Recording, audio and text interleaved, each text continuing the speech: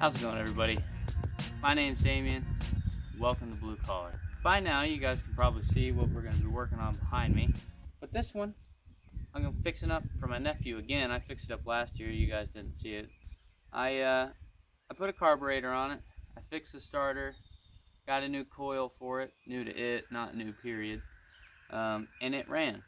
But it set up over the winter. It didn't have any fuel in it, but there's fuel in the carburetor, and it gummed it up.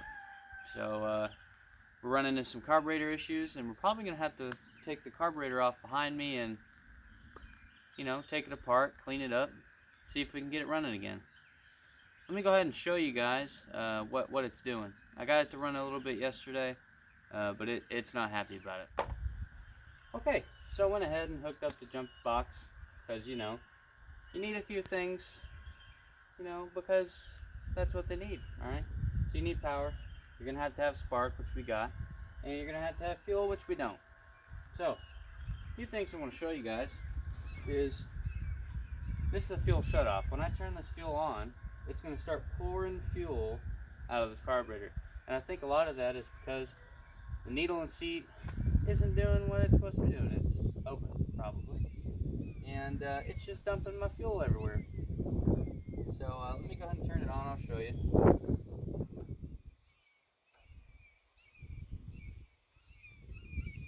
There it goes. So, first and foremost, you're going to want something to take this line off here. Mine is one of them that apparently you can just kind of pull off, which we're going to fix. Don't you worry about that. This line's pretty bad anyways.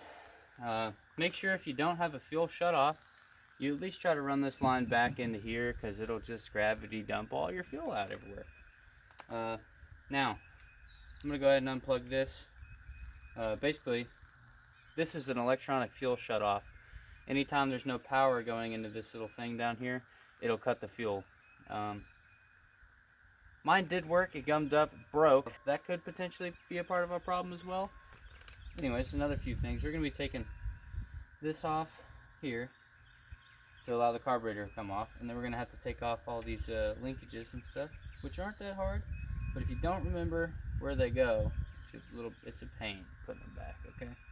So we're going to take off these two and these main pieces, and the rest of this should just come right off. That should be about it.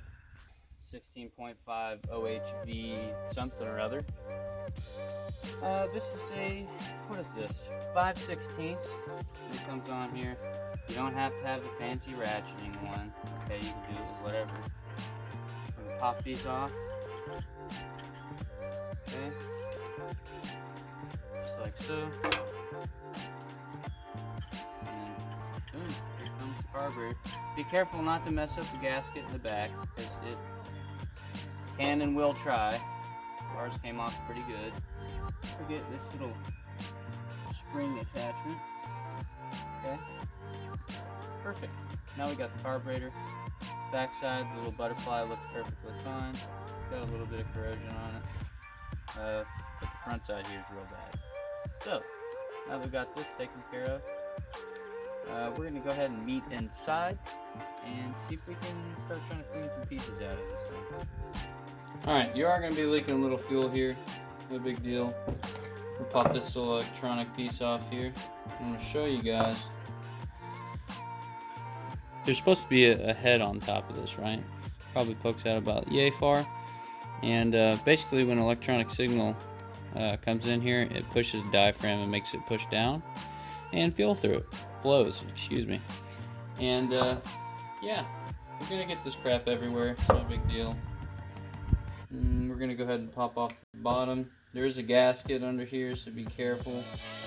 Try not to break it, because if you do, sometimes you'll have to buy a new carburetor just to get it, or see if you can source a gasket somewhere. Or maybe even make your own, you know.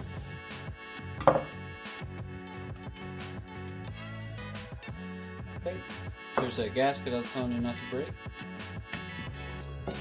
There's another little O-ring gasket piece right here. And this whole thing comes off. See if I can knock it out of there. Here we go. This is the float. Okay. And there's a little pickup piece. This is what that little electronic bill touches, I guess. Just like so, so it doesn't pick up fuel. I'm pretty sure you can't take this apart. There's a little diaphragm in here that moves it, like I said. Mine broke off because I was trying to actuate it up and down like it's doing now. It was not this smooth before, and I was trying to clean it and use some B12 and a pair of pliers, and the pliers actually wound up snapping it off. So it's not made out of a very hard material, so be careful if you're trying to do that, okay? Now, when it comes to gaskets, you can take these off and reuse them. Just be very careful and try not to break them. Put that in a place where it won't be hurt. Don't lose this rubber gasket here either. Now I say it's a rubber gasket because it's not really like an O-ring. You can see it's kind of beveled, more so like a gasket. Now what I am going to do is try to clean all these little portholes and stuff in here. Try to clean those up just so fuel is coming from the bowl up past the float and stuff into the carburetor itself. And then I do want to try to clean up a lot of this corroded piece here and some really nasty stuff up in here as well. Try to clean out this butterfly piece, and yeah, hopefully that should be okay. This is what actually sends the fuel up into the carb, so maybe try to get some cleaner in there as well. I got it pretty well cleaned up. I wouldn't say it's perfect. I couldn't get in here as much as I wanted to. Don't got any carb cleaner, but we should be alright without it. This is what I want to clean up for the most part. I wanted to clean through it. Should have got a pipe cleaner or something, but I don't got one, so we'll pretend like we cleaned it. Go ahead and just kind of form it. Get this stuff pressed into where it needs to be. Bad thing about these gaskets is when like gas and stuff hits it, they don't want to, like they'll expand and they don't want to sit back in the same place that they're supposed to. So try to get it pretty close here. Okay, lined up, gasket sitting in the right spot, perfect.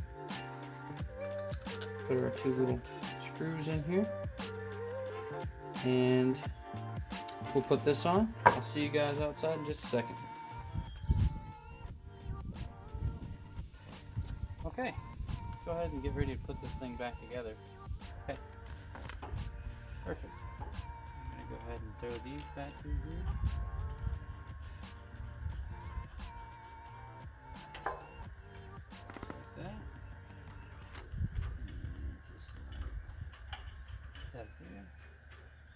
Okay, tighten them up real quick. Don't have to be too tight, just tighten up. Okay, don't want to break them. Perfect. The butterfly back here will move on throttle, and then when you go to full choke it, which is all the way up on this mower, it'll cut that off. See, it only does it right there at the end. That's how you want it.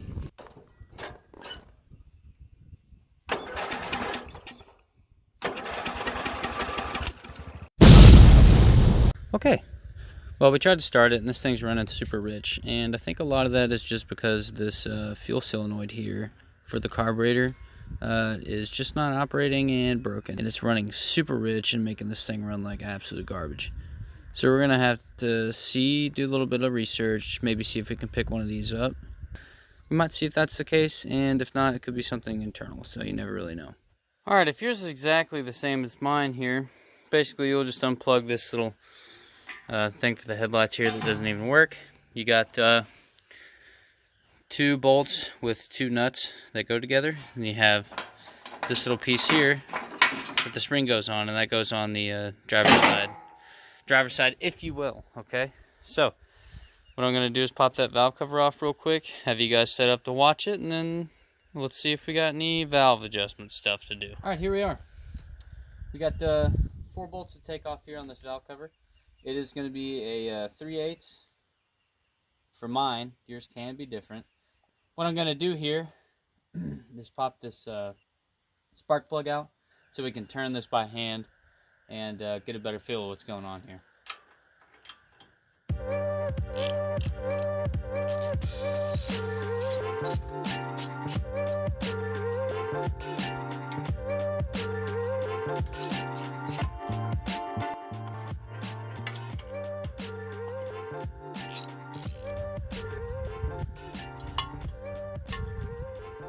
Alright, here's the valve cover off. I'm going to go ahead and take the spark plug off. I'm thinking it's a 5/8. Yours could be different depending on what you're working with here.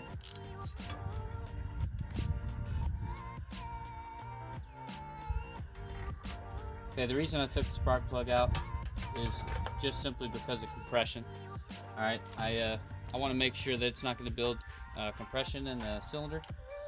So it makes it easier to turn. I can turn it by hand. Okay? And you can watch these valves move down here. See? We have an exhaust and intake. A little bit of information I thought was pretty neat here. This one down here is aluminum. I'm pretty sure the exhaust is steel because it's hotter. You know, that would make sense, wouldn't it? So steel is exhaust, aluminum's intake. So basically what we're going to do is we're going to go until one of these is at the very top. See how it just kind of went up and then tried to decrease a little bit? We're going to see how loose this is. And then we're going to do the same thing with the other one. You're supposed to do this with a feeler gauge. I don't have a feeler gauge, so we're going to see if we can eyeball this. I'm just going to come in here and tighten this up just a little bit. The way I usually do this with cars and stuff is you don't want any up and down play. You just want where you can roll it just a little bit.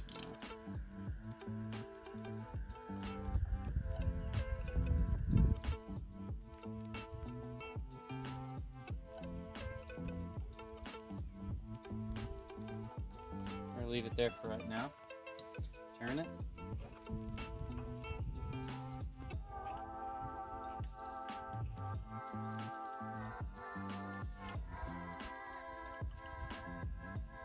Tighten this one up a little bit. What I'm doing is coming in behind here and feeling this rod and trying to get a little bit of roll and make sure it'll roll, but not so much up and down. By up and down, I mean this way. Okay. So that's a little bit too tight. I think the guy said on the feeler gauge to go with about 5. Which you take the feeler gauge, run it through the front here, and get it about 5.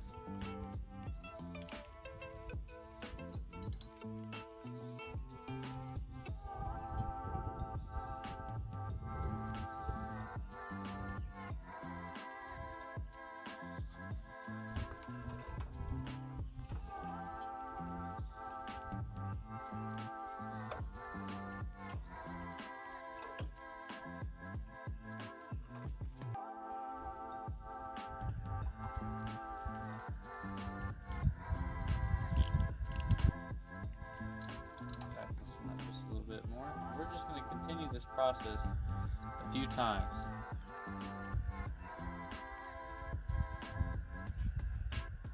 Okay.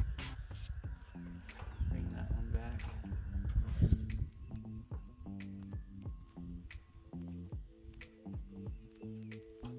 Okay. This one tighten a little bit.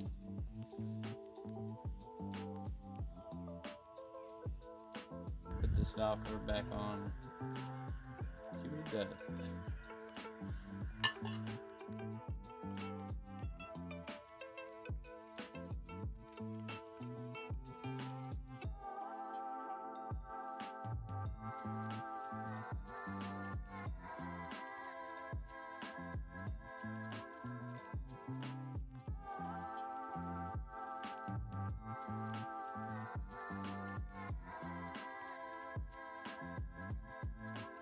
gonna turn this over a little bit and give this a listen. And as long as it's not making any, hellacious noises, it should be okay. Like I said, if I was you, if you were wanting to figure out how to do this on your own, I'd just get a feeler gauge, okay? I'm just trying to do it quick, simple, the way I did it on cars before. So, okay, I'm gonna go ahead and turn this over. You'll hear a metallic if there is one, okay?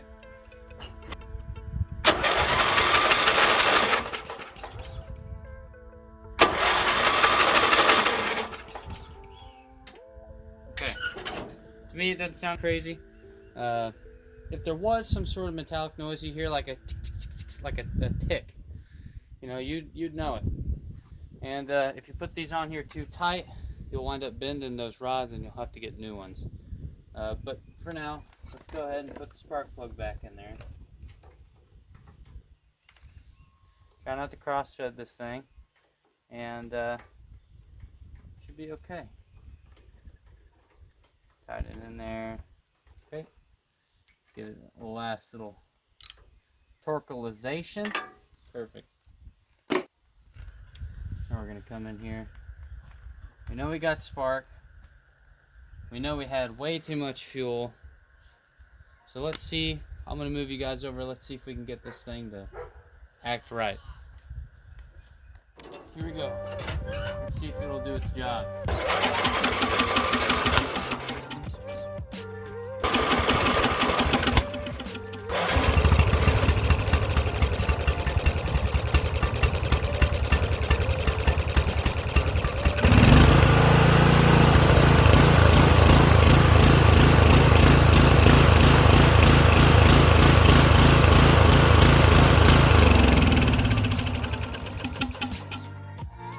Alright everybody, we're getting on to the end of the video here.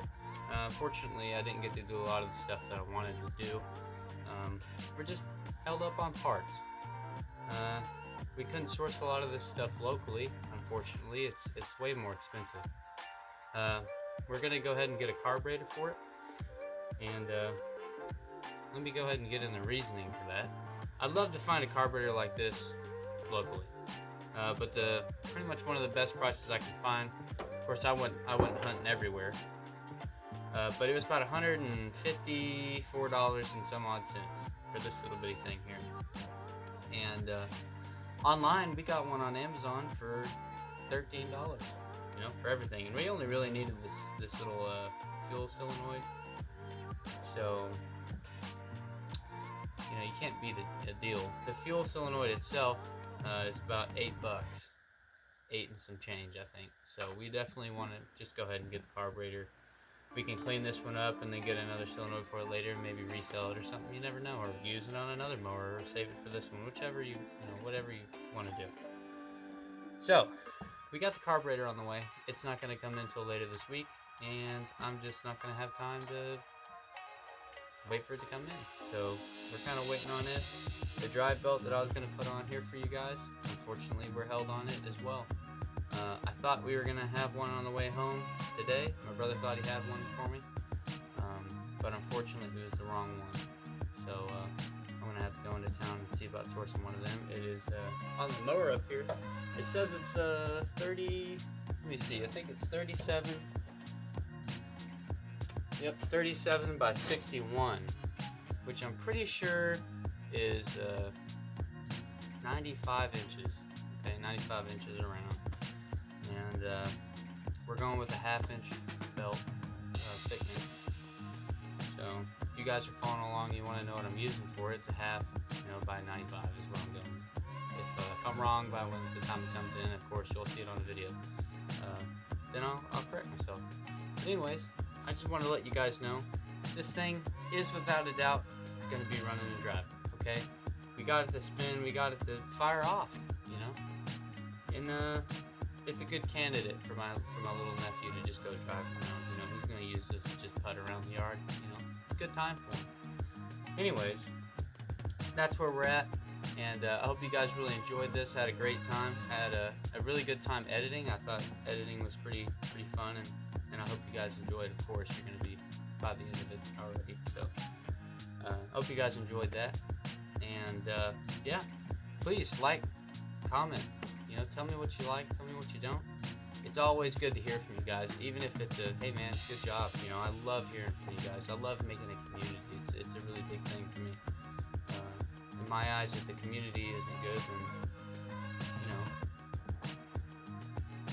is it really worth? But to me, I love the community, man. I really do. And I appreciate every one of you that come in here, subscribed already, like my videos. I appreciate every single bit of that. I see all of it.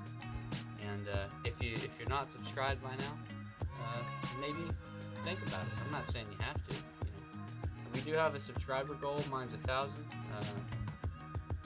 I'm going to be putting out a video at 1,000. When you guys are invested in my videos and myself, I'm going to be putting out a video of my background and history and how I got to where I'm at. So look forward to that. If you guys want to be a part of that, or if you guys know anybody, any friends that are interested in kind of the stuff that I got going on here, or you just want to share to somebody, ask them if they'll subscribe or like or comment. It all helps the algorithm, and I'd rather you guys tell your friends and family, because the odds are if you like it, so would they. You know what I mean? But anyways, I think that's enough. Enough out of me anyway. We're going to save the rest of this for our next video just because of lack of parts, and I hope to see you guys on that one as well. Looking forward to a few videos here and there, a few different things. But anyways, thank you guys so much for watching. I really do appreciate you guys coming in here, and I can't wait to see you guys on the next one. And as always, you guys have a wonderful day.